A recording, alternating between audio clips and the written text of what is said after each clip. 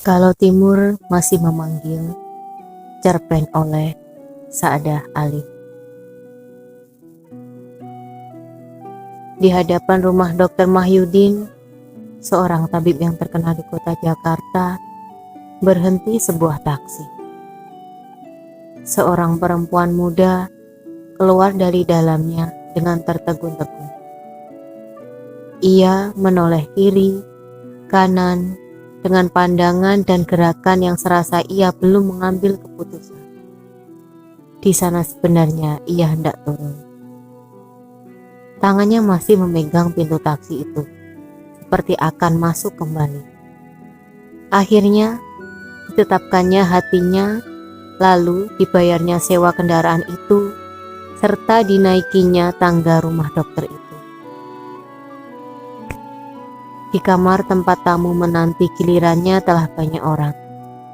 Perempuan muda itu masuk, dan ketika sekalian yang duduk itu memandang kepadanya, timbullah pula ragu hatinya. Serasa hendak keluar, ia kembali. Apakah sebenarnya yang aku turut kemari? Katanya dalam hatinya. Kelihatan olehnya sebuah kursi di sudut kamar itu, terpisah sedikit letaknya dari yang lain.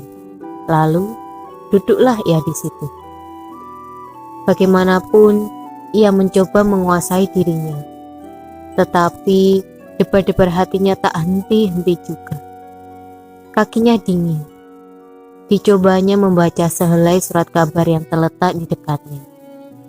Tetapi barang siapa yang memperhatikan kelakuannya, tentulah akan menampak bahasa tangan yang memegang surat kabar itu gemetar sedikit. Pendeknya duduk di situ, mukanya yang pucat dan pandangan matanya yang selaku menyembunyikan kesedihan adalah menimbulkan persangkaan orang. Bahasa perempuan muda itu sebenar-benarnya perlu dirawat dokter. Beberapa yang duduk di kamar itu memandangi dia dengan perasaan kasihan. Tiap-tiap pintu kamar bicara terbuka, ia terkejut. Akhirnya, selesailah sekalian yang dahulu daripadanya, diperiksa dokter dan datanglah gilirannya masuk. Siapa lagi? Kedengaran suara Dr. Mahyudin. Perempuan muda itu terkejut, kakinya hampir tak dapat digerakkannya. Diungkitnya dirinya dan kursinya, dan masuklah ia dengan lutut yang gemetar ke dalam kamar tempat dokter memeriksa. Marliah, kau? Hampir diteriakkan Dr. Mahyudin pertanyaan ini sambil ia menguncikan pintu kamar itu. Iya, aku, jawab Marliah dengan suara yang mengandung air mata. Lalu dijatuhkannya badannya di kursi yang kebetulan ada di dekatnya. Apakah sakitmu, Marliah? Tanya Dr. Mahyudin dengan belasnya melihat muka Marliah yang pucat dan gerakannya yang lesu itu.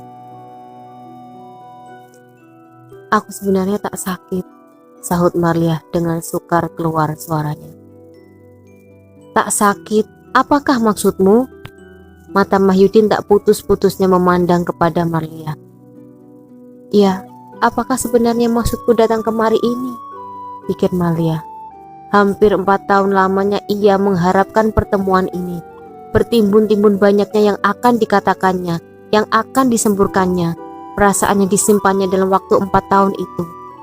Sejak seminggu ini, pikiran itu tak luput lagi dari hatinya. Setelah beberapa bulan pula ia di sini, sekarang tak dapat kutahan lagi. Ia akan kupaksa mendengarkan kesakitanku, penderitaanku, dan kebencianku padanya.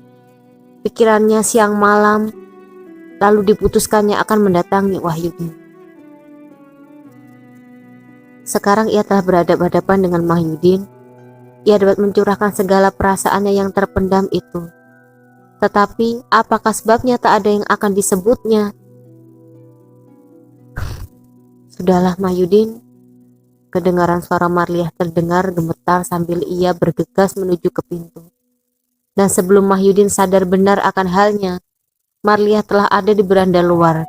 Ditinggalkannya rumah itu dan ditinggalkannya Mahyudin dengan tiada berkata-kata. Sekalian tamu Dr. Mahyudin yang diperiksanya sepeninggal Marliah itu heran melihat kelakuan dokter muda itu. Biasanya ia ramah, tapi sekarang ia hanya mengeluarkan pertanyaan yang pendek-pendek saja, serta dengan kerut keningnya. Tamu yang penghabisan telah keluar. Dokter Mahyudin mengempaskan dirinya di kursi. Apakah artinya ini? Pikirnya. Diambilnya buku catatan nama-nama tamunya. Nyonya M. Mahmud. Dengan nama itu rupanya Marliah menyebut dirinya. Rumahnya tiada tertulis. Di manakah tinggalnya? Bagaimana kehidupannya? Alangkah lesunya rupanya. Kasihan. Mau tak mau, pikiran dokter muda itu telah penuh dengan Marliah. Tetapi sebenarnya, adakah Marliah pernah hilang dari ingatannya dalam beberapa tahun ini? Sedih pandangan matanya, lesu segala gerakannya. Akukah yang menjadi sebab perubahan yang menjadikan ini? Alangkah lainnya dengan gadis Marliah dahulu. Terbayanglah di mata Mahyudin keadaan beberapa tahun yang akhir ini, sejak ia mulai berkenalan dengan Marliah, seorang gadis yang cantik yang baru meninggalkan bangku AMS. Mahyudin baru 3 tahun ketika itu menjalankan jabatannya. Alangkah tergila-gilanya kepada gadis itu, dan belum setahun sesudah berkenalan mereka telah menjadi suami istri. Nyatalah gadis yang ramah dan periang itu sebagai istri tiada mengecewakan. Sepayah-payah Mahyudin dapat dihiburkannya dengan senda guraunya, sehingga hilanglah sakit kepala. Lebih setahun dokter Mahyudin hidup beruntung dengan istrinya. Beruntung? Sebenarnya tidak. Bagaimanapun dirasanya cinta istrinya kepadanya, tetapi dalam hati kecilnya masih timbul perjuangan yang hebat yang tak dapat dikuasainya. Perkawinannya beruntung, pencahariannya cukup, tetapi makin luas praktiknya, makin bertambah keinginannya hendak memanjat tangga masyarakat yang lebih tinggi. Ke Eropa, inilah yang menjadi mimpi padanya siang dan malam. Seorang yang seperti aku tak patut merasa puas dengan kehidupan yang begini saja. Banyak yang dapat aku capai, asal ada kertas di kantong yang agak membuka jalan. Inilah pikiran yang mengharu hatinya. Akhirnya, angan-angan ini telah bersarang di kalbunya. Bagaimanapun, Marliah mencoba membulatkan pikiran suaminya kepada kehidupan sekarang yang sebenarnya memberi penghasilan yang cukup. Tetapi, cita-cita ke Eropa itu tak dapat lagi direnggutkan dari hatinya. Tetapi, bagaimanakah akan mencapai cita-cita itu? Uang simpanannya tak cukup buat hidup bertahun di tanah dingin itu dengan istrinya.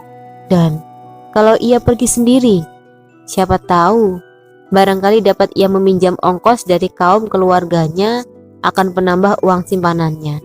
Tapi, bagaimana Marliah? Sekalian perjuangan suaminya itu dirasa oleh Marliah. Pedih hatinya melihat suaminya yang hendak membumbung tinggi itu. Lebih-lebih melihat kesehatannya mulai terganggu. Ia mengerti bahasa tak dapat ia pergi bersama-sama dengan suaminya. Akan dibiarkannya suaminya pergi sendiri ke tanah Eropa, tercerai oleh beberapa samudra daripadanya. Tetapi berhakkah ia menggunting sayap suaminya, menahannya di sini di dalam sangkar yang telah sempit baginya? Tetapi ia masih muda. Ia sanggup memandang segala sesuatunya dengan pandang pengharapan. Alangkah girangnya Mahyudin ketika Marliah mengatakan ketetapan hatinya bahwa ia akan melepas Mahyudin sendiri ke Eropa. Kau mau tinggal menunggu aku di sini, Marliah? Terima kasih, katanya berkali-kali. Tak tampak olehnya pandang sedih Marliah dengan air mata berlinang. Pandangan Mahyudin hanya menembus satu arah. Eropa. Rupanya cintaku padanya belum memadai, tak dapat mengikat dia di sisiku, pikir Marliah dengan sedihnya.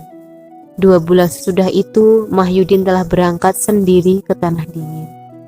Suratnya yang pertama dan yang berikut hanya penuh dengan kehidupannya di negeri jauh itu dan cita-citanya hendak membumbung tinggi. Oh, kalau tak ada yang mengikatku. Perkataan itu kerap pula keluar di suratnya. Inilah sebabnya maka Marliah tak membayangkan apa-apa kepada suaminya. Ketika 4 bulan sepeninggalnya sudah dirasainya perubahan dirinya, bahwa ia akan menjadi ibu.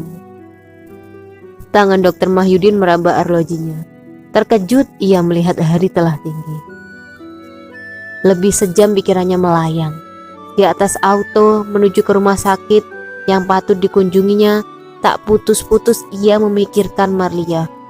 Ia telah berdosa besar kepadanya, tetapi tak dapat ia meminta maaf kepada Marliah karena seorang pun yang berkelilingnya tak tahu di mana ia tinggal.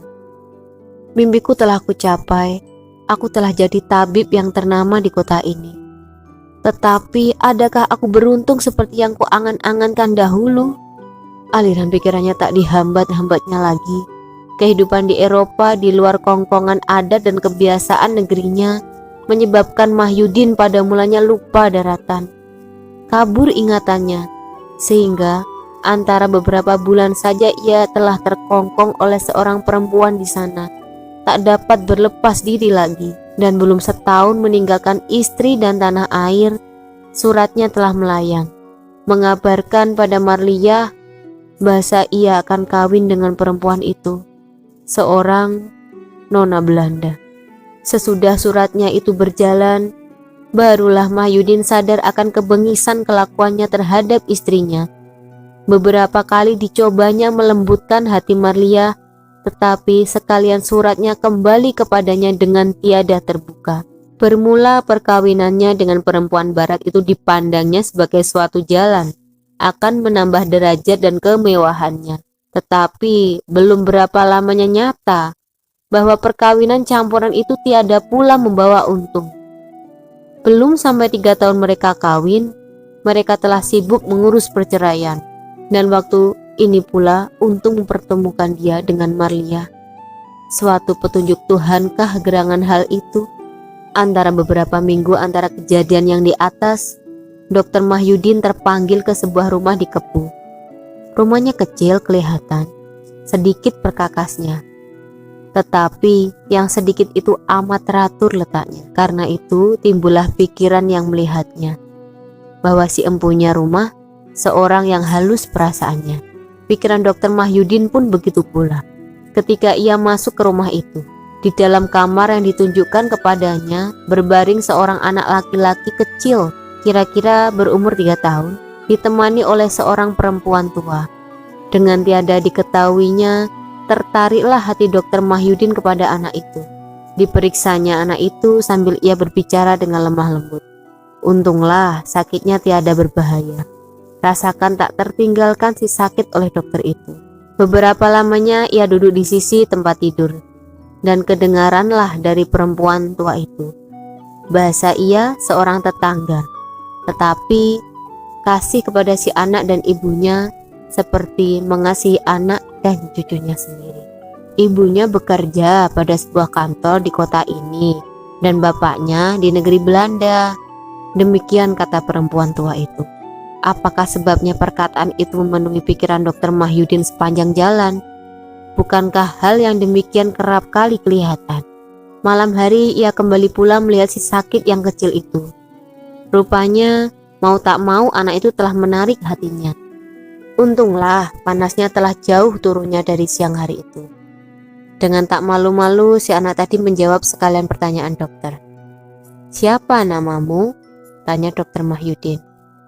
"Ibu memanggil saya Nus," jawab si anak dengan manisnya. Berceritalah ia tentang bapaknya di negeri Belanda. Ditunjukkannya beberapa macam mainan di dalam kamar itu. Pekirim bapaknya. Siapakah ibu anak ini? Pikir Dr. Mahyudin. Rupanya ia dapat menanam cinta dalam hati anaknya kepada bapaknya. Timbullah keinginan dalam hatinya hendak mempunyai anak seperti budak kecil ini. Istriku, Mary, merasa beruntung tiada mendapat anak dengan daku seorang bapak kulit hitam. Pikirnya dengan kesalnya. Suara Nus masih terus kedengaran. Tak lama lagi ayah pulang, kata ibu. Ujarnya dengan air muka girang. Berat hati Dr. Mahyudin meninggalkan anak kecil ini. Tetapi karena banyak laki yang hendak dikunjunginya malam itu, dipaksanya dirinya, lalu ia keluar. Alangkah terkejutnya ketika di ruang tengah ia tiba-tiba berdiri bermuka-muka dengan Marliah. "Marliah, kau di sini? Marliah, istriku." Ditunjukkannya kedua tangannya, tetapi tiba-tiba ditariknya kembali. Merah padam warna mukanya karena malunya. Apakah haknya menyebut Marliah istrinya? Bukankah ia menyebut dirinya Nyonya Mahmud? Marliah mengerti akan pikiran Mahyudin itu. Itulah masa yang pahit buat melepaskan dendamnya, menyemburkan segala kerendahan kemanusiaan Mahyudin ke mukanya. Tetapi yang keluar dari mulutnya hanya, "Ya Mahyudin, masih istrimu. Mahmud ialah nama bapakku yang hanya kau kenal pada gelarnya Datuk Maharaja." Dan anak itu, suara Mahyudin tergesa-gesa, napasnya turun naik dengan kencangnya. "Nus anakmu sendiri," sahut Marliah sambil menghapus air matanya.